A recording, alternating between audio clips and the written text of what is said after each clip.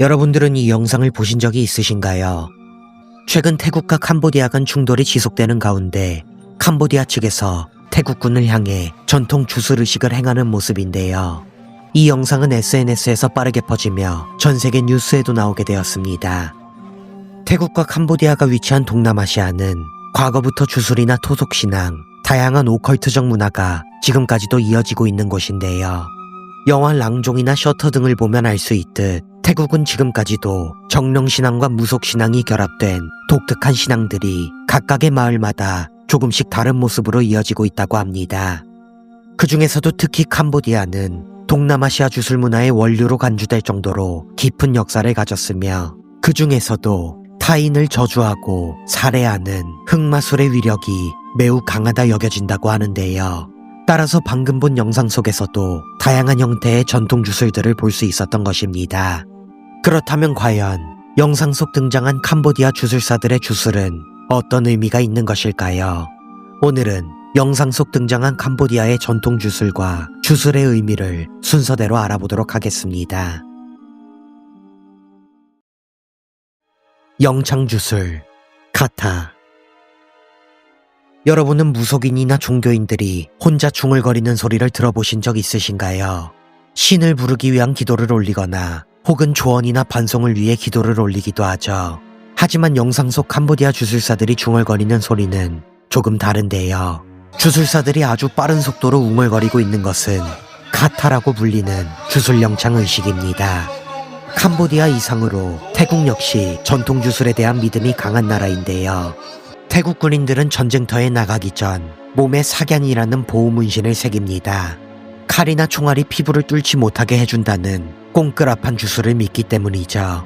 하지만 보호 문신에 사용되는 문자 자체가 고대 캄보디아 문자인 콤 문자로 이루어져 있습니다. 즉, 태국의 방어 주술이 캄보디아의 문자 체계 속에서 이루어지고 있는 것인데요.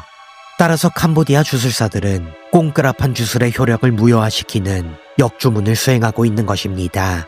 주술사들은 특정 신이나 악령의 이름을 반복적으로 불러대며 태국군의 몸에 새겨진 보호주술의 힘을 더럽히고 꽁끄라판 주술 자체를 거꾸로 외워 보호주술 작동을 무효화시키는 것이죠. 원소주술, 태촉하신. 여러분들도 야시장이나 축제장에서 한 번쯤은 보셨을 입으로 불을 뿜는 행위인데요. 여기서는 단순한 묘기나 보여주기식 위협이 아닌 태촉하신이라 불리는 대단한 상위주술입니다.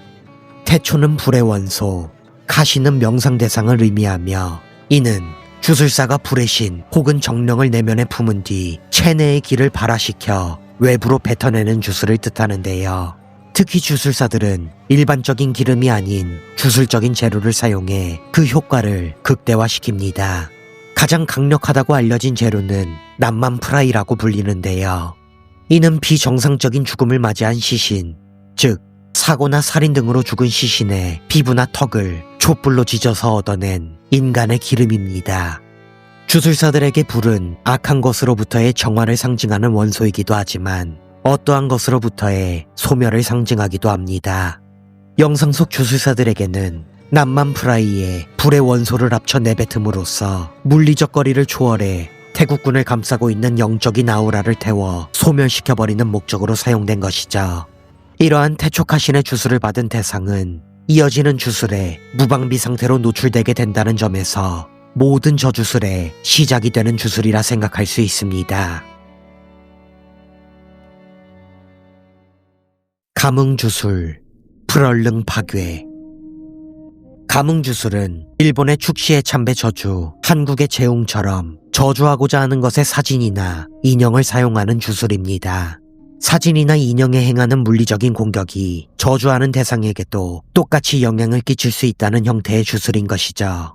캄보디아에서는 사람에게는 생명활동을 관장하는 19개의 주요 영혼인 프럴릉이 존재한다는 믿음이 있습니다.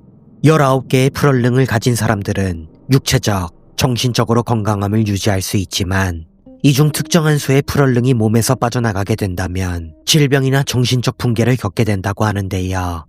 특히 프럴릉은 충격이나 공포에 의해 육체에서 빠져나갈 수 있는 성질을 지닌 영혼이기에 주술사들은 가뭉주술을 통해 충격과 공포를 불러일으키는 것이라 볼 수 있습니다. 주술사는 저주대상의 사진을 사이신이라 불리는 신성한 실을 사용해 영혼을 묶어둔 뒤 날카로운 금속으로 특정 부위를 가격해 불얼릉을 쫓아내는데요. 눈을 때리면 판단력을 관장하는 불얼릉이, 심장을 때리면 생명력을 관장하는 불얼릉이 빠져나가게 되는 것이죠. 마지막으로 대상의 사진을 태워 빠져나간 불얼릉이 다시 돌아올 수 없도록 영혼의 연결고리를 완전히 절단하는 완전한 소멸까지 이루어진다면 불얼릉 파괴 주술은 모두 끝나게 됩니다. 전이 주술, 텅, 앤 런. 영상에서 직접 보여주지는 않지만 캄보디아 저주술의 최종 단계에서는 특정한 물질을 저주 대상의 체내로 보내는 텅 혹은 런 주술을 행한다고 하는데요. 가장 대표적인 물질은 물소가죽으로 주술사는 말린 물소가죽에 주문을 걸어 크기를 줄이고 줄여 미세먼지 수준까지 압축시킵니다. 이렇게 압축된 물소가죽은 주술로 불러낸 바람을 타고 날아가거나 음식물에 섞어 대상의 몸속으로 침투됩니다.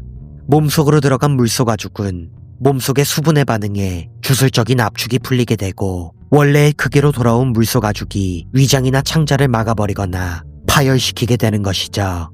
의학적으로 규명할 수 없는 급성 복통과 내부 출혈을 야기해 실질적으로 저주 대상을 살해할 수 있는 가장 치명적이고 위험성이 높은 캄보디아 주술의 최종 단계인 것입니다. 홍프라이, 네악타. 마지막으로 영상 속 제단 위에 차려진 피와 날고기 그리고 독한 술은 귀신과 정령을 위한 곡물이라 볼 수 있는데요. 캄보디아에서는 억울한 죽음을 당하거나 객사한 영혼을 타이홍이라고 부르며 주술사가 통제하는 타이홍을 홍프라이라고 칭합니다. 또한 현재 충돌이 발생하고 있는 국경지역이나 거친 땅을 지배하는 토지신을 네악타라고 부르는데요. 주술사들은 이러한 존재들에게 곡물을 대가로 사역을 명해 타인을 향한 정신적인 문제를 유발시킵니다. 환청이나 환각을 유발하거나 가위 눌림을 통해 심신미약을 유도하는 등의 방식이죠. 이는 적군의 사기 저하와 오인 사격, 근무태만 등을 어떠한 증거 없이 유도해 큰 피해를 입히는 실질적인 전술로 활용된다고 합니다. 지금까지 태국 캄보디아 분쟁 중 캄보디아 주술사 영상 속에 등장한 주술들을 알아보았습니다. 여러분은 어떻게 생각하시나요? 정말 캄보디아에서는 이러한 주술에 대해 진지하게 믿고 있는 것일까요? 지금까지 소로만잔이었습니다.